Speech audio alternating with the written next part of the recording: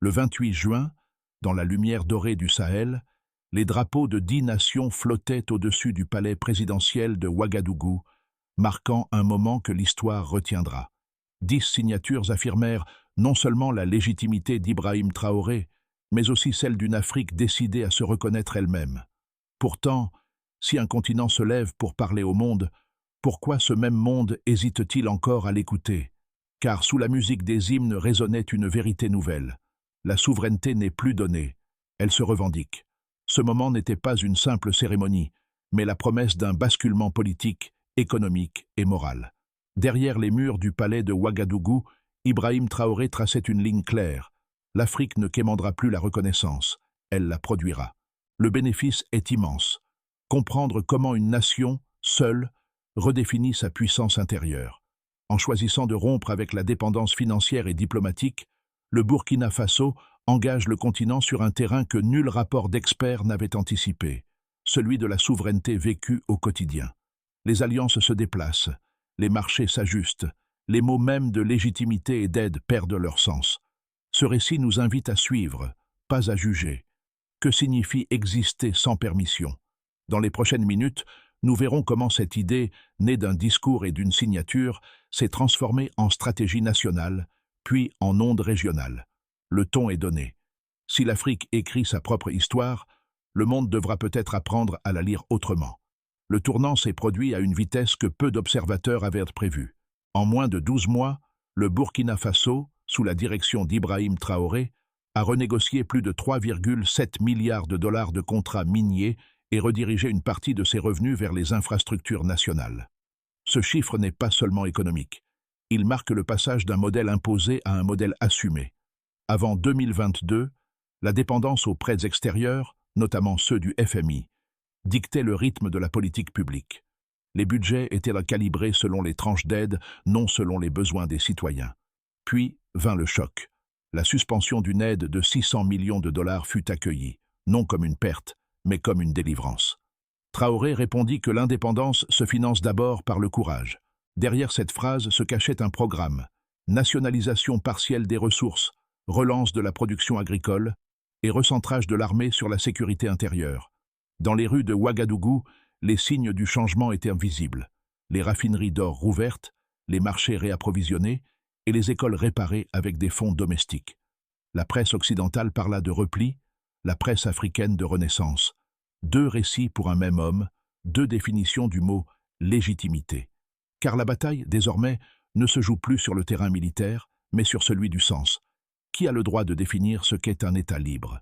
Ce mini-révélation dévoile ce que beaucoup avaient sous-estimé. La souveraineté n'est plus un slogan. Elle est devenue un protocole administratif, budgétaire et psychologique. Et le monde, contraint de regarder cette métamorphose, découvre qu'un pays enclavé peut soudain devenir un miroir pour tout un continent. Derrière chaque réforme, il y a des visages, des gestes et des voix.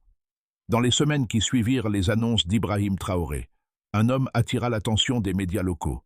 Souleymane Ouedraogo, ingénieur en énergie solaire, revenu de Côte d'Ivoire pour participer au programme Sahel 2030. Il avait quitté un emploi stable pour installer des microcentrales dans les zones rurales du Nord, là où l'État n'avait jamais atteint. Ce que nous faisons, dit-il, ce n'est pas politique, c'est vital. La lumière, c'est la dignité. Autour de lui, une génération de techniciens, d'agriculteurs et de professeurs redécouvrait la valeur de l'autonomie. Dans un lycée de Koudougou, les enseignants racontent comment les subventions internes ont permis la réouverture de 12 écoles en un an, sans aide extérieure. Là encore, la logique n'est pas celle de la rupture, mais du transfert. Ce que l'aide étrangère promettait, l'effort national commence à livrer. Le changement reste fragile, mais perceptible. Des marchés mieux fournis, des hôpitaux mieux équipés, une presse plus confiante. Certains craignent la précipitation, d'autres y voient enfin la preuve que la souveraineté peut être tangible. Les observateurs occidentaux parlent d'expérimentation risquée. Les citoyens, eux, parlent de réparation lente. Dans cet entre-deux, le leadership de Traoré agit moins comme un commandement que comme une contagion d'exemples. Et c'est là que se joue l'essentiel. Quand un peuple cesse d'attendre pour commencer à agir, la politique devient sentiment collectif. Quand la dignité devient politique, le pouvoir change de nature. Avant juin 2023, le Burkina Faso apparaissait encore dans les rapports internationaux comme un État vulnérable, marqué par la dette, la dépendance alimentaire et la fragilité sécuritaire. Mais au cours des 12 mois suivants, tout changea. Le 10 janvier, Ibrahim Traoré annonça la mise en place d'un budget de souveraineté, destiné à financer les projets agricoles et miniers sans recourir à des prêts étrangers. Quelques jours plus tard, les premiers effets se firent sentir. Le ministère des Finances confirma que 1,8 milliard de dollars de recettes internes seraient réinvestis dans les infrastructures locales. Les critiques fusèrent. Trop rapide, trop risqué, disaient certains analystes occidentaux. Pourtant, sur le terrain, les faits parlaient d'eux-mêmes. En février, les usines de transformation de coton reprirent vie. En mars, le gouvernement lança un programme de réhabilitation de 480 km de routes régionales. En avril, les coopératives agricoles commencèrent à exporter leurs produits vers le Mali et le Niger, hors des circuits imposés par les anciennes zones monétaires. Le pays se redécouvrait productif. Puis survint le moment symbolique. Le 28 juin 2025, 10 ambassadeurs signèrent à Ouagadougou l'accord de reconnaissance régionale. Les caméras capturèrent l'instant, les drapeaux se levèrent, les foules chantèrent. L'Afrique, disait-on, venait de s'autoproclamer libre. Mais derrière la célébration, une tension persistait, la pression extérieure. Les aides furent suspendues, les sanctions financières envisagées. Les think tanks multiplièrent les avertissements. Traoré, calme, répondit à la télévision. « Si notre indépendance dérange, c'est qu'elle est réelle. » Cette phrase devint virale. Les marchés de Ouagadougou vendirent des t-shirts avec cette citation. Les étudiants en firent un slogan. À partir de là, la dynamique échappa au seul cadre politique. Les pays voisins, Mali, Niger, Guinée, puis Algérie et Rwanda, rejoignirent ce qu'on appela la vague du Sud. Les capitales occidentales parlèrent d'alliances dangereuses. Les Africains, eux, d'équilibre retrouvé. Dans la foulée, la Russie signa un partenariat énergétique de 480 millions de dollars. La Chine investit 1,2 milliard dans les télécommunications sahéliennes. Pour la première fois, le centre de gravité économique ne se situait plus à Paris ou Washington, mais à Ouagadougou. Les critiques redoublèrent. Les chaînes occidentales titraient « Le Sahel hors contrôle ». Mais au même moment, les journaux locaux parlaient d'ordre nouveau. Entre les deux récits, la réalité se formait. Une Afrique décidée à peser par elle-même. À la fin de l'année, les indicateurs contredisaient les prévisions catastrophistes. Croissance à 4,9%, baisse du chômage de 7% et exportations agricoles en hausse de 10%. Ce n'était pas une utopie. C'était une réécriture de la trajectoire, vécue en direct par tout un peuple. Avant la rupture de 2023, le Burkina Faso consacrait près de 27% de son budget national au remboursement de dettes extérieures. 2 ans plus tard, cette part est tombée à 8%, selon le ministère de l'Économie. Ce simple écart illustre un renversement structurel. L'argent autrefois destiné aux créanciers finance désormais les hôpitaux, les routes et les écoles. Chaque point gagné dans cette équation libère des ressources publiques équivalent à 110 millions de dollars par an, soit plus que le budget de la santé d'une province entière.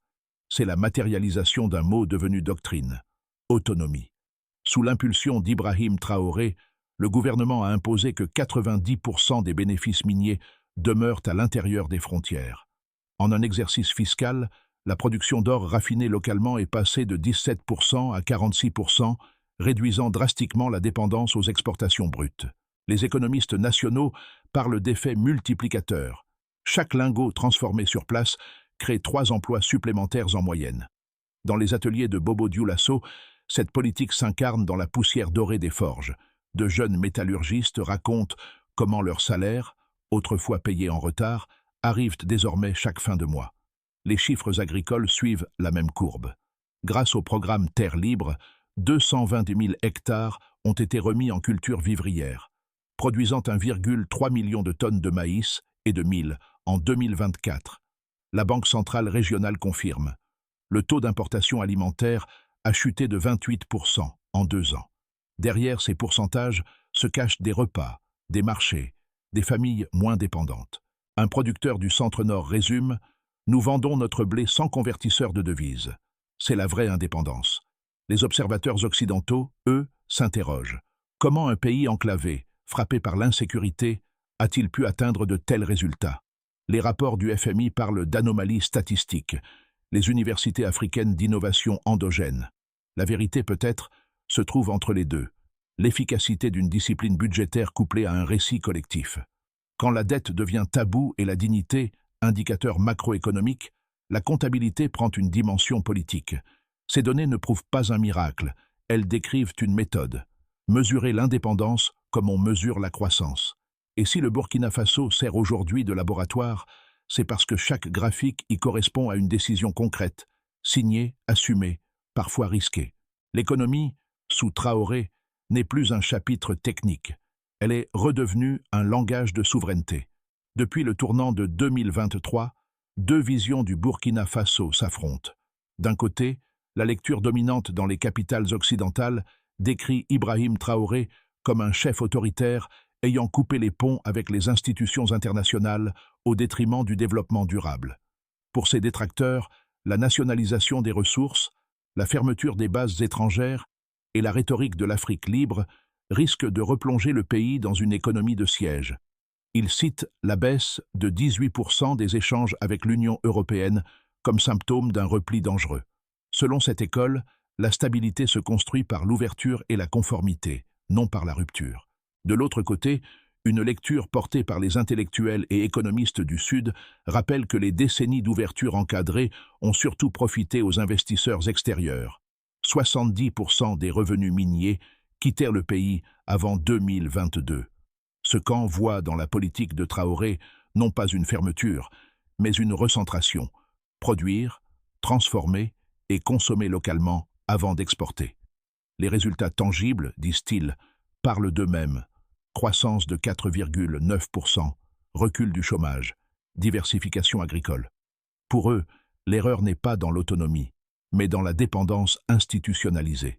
On ne peut pas appeler isolement ce qui rétablit la respiration, résume un chercheur de Bamako. Entre ces deux pôles, la population burkinabé avance, pragmatique. Les marchés fonctionnent, les salaires sont versés, les alliances se multiplient au sud. Et si l'image internationale du pays se brouille, son sentiment intérieur de maîtrise s'affermit. Car au fond, la question n'oppose pas ouverture et fermeture, mais dépendance et discernement. Traoré lui-même l'a résumé, « Nous n'avons pas quitté le monde. Nous avons cessé de demander sa permission. » Une phrase qui, à elle seule, transforme un débat économique en manifeste philosophique. Tout change quand la peur s'inverse. Pendant des décennies, l'Afrique craignait la sanction. Désormais, c'est le monde qui craint son émancipation. Le modèle Traoré, longtemps décrit comme une exception burkinabé, devient une référence implicite dans les discours politiques du Sahel. À Bamako, à Niamey, à Conakry, les ministres reprennent ces formules. Souveraineté économique, coopération horizontale, autonomie stratégique. Les mots circulent plus vite que les traités. Les universités locales organisent des colloques sur la pensée du Sud, tandis que des artistes transforment les slogans en refrains populaires. Le phénomène n'est plus administratif, il devient culturel. Les affiches d'Ibrahim Traoré apparaissent dans les marchés aux côtés de celles de Sankara, Lumumba ou Nkrumah. Pour une génération entière, il incarne le passage du verbe au geste, du rêve à la preuve. Ce moment africain, comme l'appellent les chercheurs, agit comme un miroir moral. Il rappelle que la dignité ne s'enseigne pas, elle se pratique. Et à cet instant précis du récit, le pouvoir cesse d'être un mot d'ordre pour devenir une émotion partagée, celle d'un continent qui se regarde enfin sans s'excuser. Les changements enclenchés par le modèle Traoré ne relèvent plus du symbole. Ils se traduisent désormais dans les bilans, les rues et les esprits. Commençons par l'État. Le Trésor public, longtemps dépendant des décaissements extérieurs, affiche pour la première fois depuis 20 ans un excédent budgétaire de 2,1% du PIB. Cet équilibre fragile, mais inédit, permet de financer la modernisation de l'administration et la création d'un fonds d'investissement public de 350 millions de dollars destiné aux communes rurales. Les procédures se dématérialisent. La corruption, mesurée par Transparency Sahel, recule de 12%. Passons maintenant aux entreprises. Le retrait des multinationales a laissé un vide que les PME locales ont comblé en moins d'un an. Le secteur de la transformation agroalimentaire, autrefois marginal, enregistre une croissance de 26%, soutenus par des coopératives mixtes financées par l'État. Dans les zones minières, de jeunes ingénieurs montent des sociétés de services qui réinvestissent directement leurs profits dans les communautés. Ce glissement de la rente vers la valeur ajoutée nationale crée un tissu économique plus dense et plus résilient. Et pour la population, les effets se lisent au quotidien. Baisse de 7% du chômage, hausse de 20% du revenu moyen agricole, accès gratuit aux soins maternels dans 30 départements. Les femmes, souvent premières bénéficiaires des programmes de micro-souveraineté, dirigent déjà 40% des coopératives rurales. Dans les quartiers périphériques de Ouagadougou, on dit désormais « Notre avenir n'a plus besoin de visa ». La phrase circule comme un mot d'ordre d'époque. Enfin, pour la région et le monde, les retombées dépassent les frontières. L'alliance AES-Mali, Niger, Guinée double ses échanges internes en 2025 pour atteindre 3,6 milliards de dollars. Les partenaires extérieurs révisent leur position. La Chine accélère ses investissements. La Russie négocie un corridor énergétique.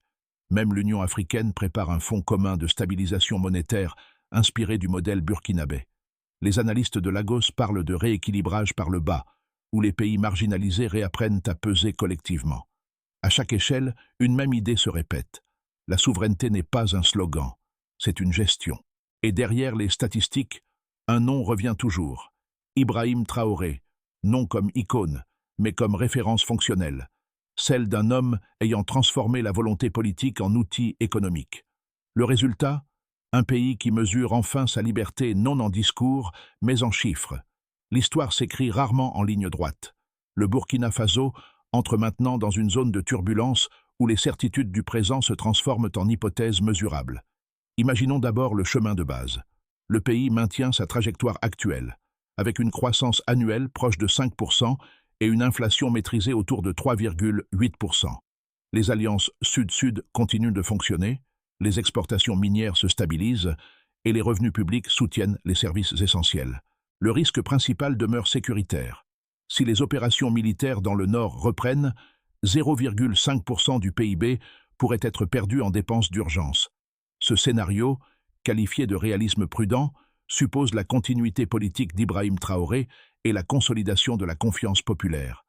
Visualisons ensuite l'essor optimiste. Les nouveaux partenariats avec la Chine, l'Algérie et le Rwanda se concrétisent plus vite que prévu.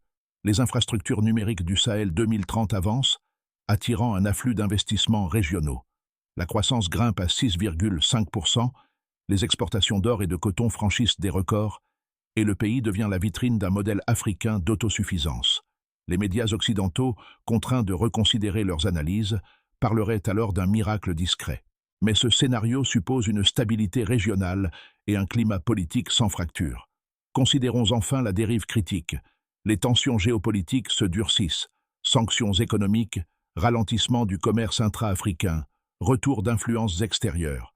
Les recettes minières chutent de 20%, les investissements étrangers gèlent, et le pays doit recourir à des réserves stratégiques pour maintenir la cohésion sociale. Traoré perdrait une partie de son capital symbolique, non par rejet populaire, mais par fatigue structurelle. Entre ces trois lignes, une seule constante demeure. La souveraineté ne se décrète pas, elle s'entretient. Et pour les mois à venir, la véritable épreuve ne sera pas d'exister, mais de durer sans se diluer. Dans les rues de Ouagadougou, le récit de la souveraineté n'est plus une abstraction. Il se murmure dans les taxis, s'enseigne dans les écoles et s'affiche sur les murs des marchés. Les visages racontent mieux que les chiffres la transformation en cours. À la station de bus de Karpala, Awa, 24 ans, vendeuse de légumes, explique que ses revenus ont doublé depuis que les coopératives locales fixent les prix sans intermédiaires étrangers. Avant, je vendais pour survivre. Aujourd'hui, je vends pour construire. Sa phrase résume un état d'esprit partagé, celui d'un peuple qui se réapproprie le mot avenir. Dans les lycées, les professeurs citent désormais Ibrahim Traoré comme exemple d'audace politique, pas d'obéissance. Les jeunes répètent ces phrases comme des maximes d'école, traduites dans les langues locales.